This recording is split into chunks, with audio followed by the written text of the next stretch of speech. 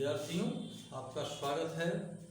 आइए चतुर्भुज से संबंधित प्रमेय पर आधारित सवाल पढ़ते हैं। सवाल आपके सामने लिखा हुआ है। सवाल है, समांतर रेखाओं AB तथा CD को तिर्यक रेखा यमयन क्रमशः P और R पर काटती है। सिद्ध कीजिए इन अंतःकोणों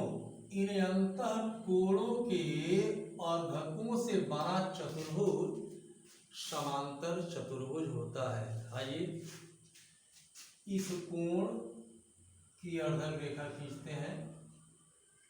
इस कोण की अर्धक रेखा है, इस कोण की अर्धक रेखा खींचें।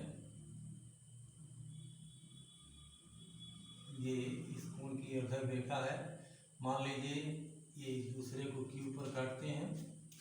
फिर इस कोण की अर्धक रेखा देखिए, इस कोण की अर्धक रेखा ये है,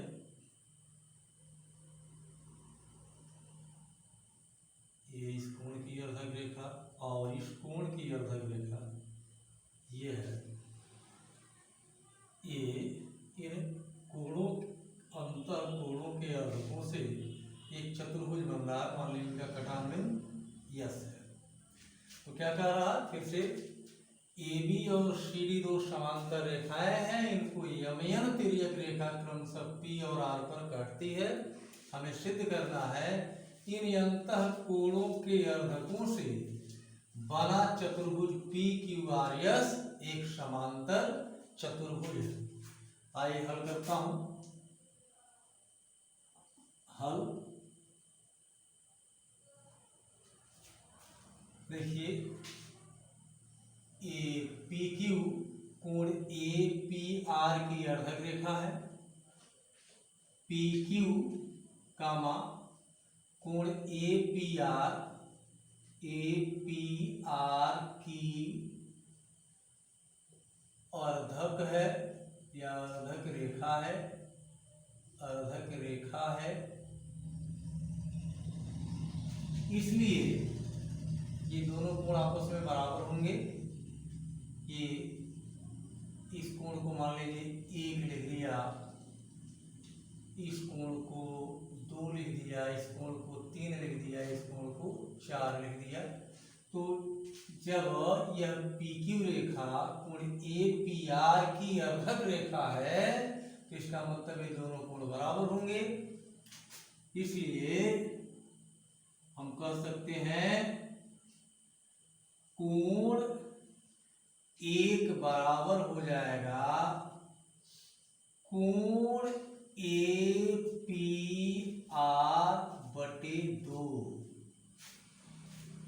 इसी प्रकार देखिए ये QR,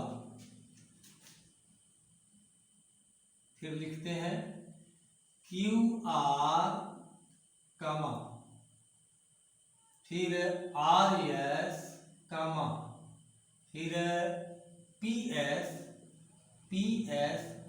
क्रमशः कोण PRC कमा कोण PRD तथा कोण RPB के अर्धक हैं, इसलिए रिजल्ट आएगा यह कोण PRC का आधा हो जाएगा। इसलिए कोण 2 बराबर हो जाएगा कोण PRC/2 कामा कोण 3 बराबर हो जाएगा कोण 3 बराबर कोण PRD/2 तथा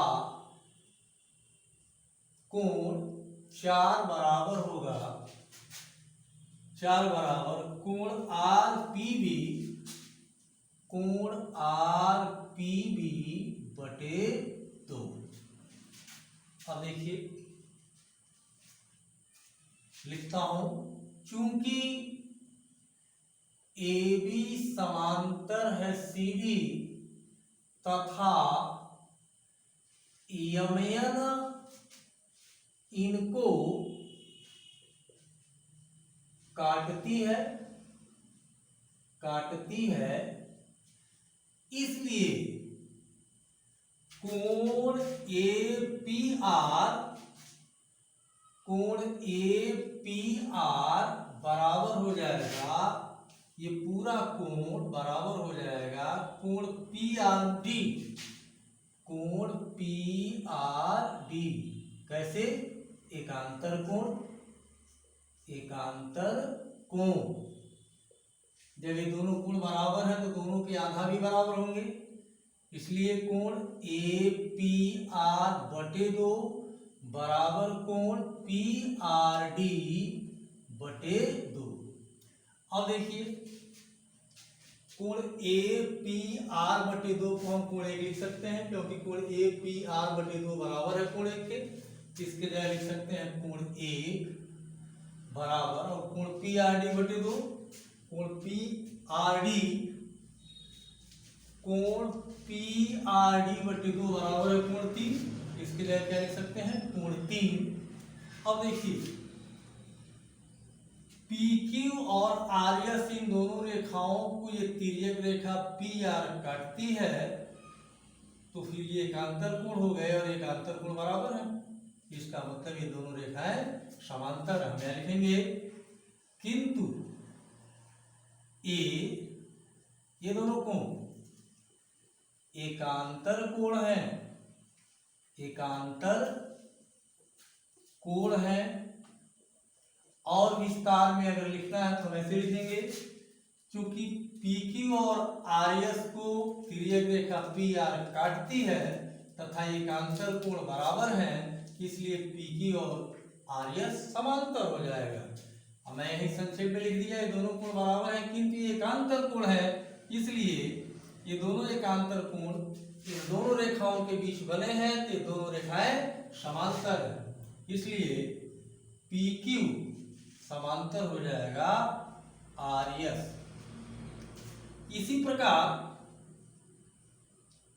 प्रकार सिद्ध हो जाएगा ये कोण 3 2 बराबर कोण 4।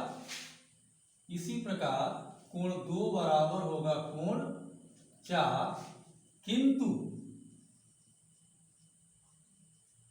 ये दोनों कोण भी एकांतर कोण है,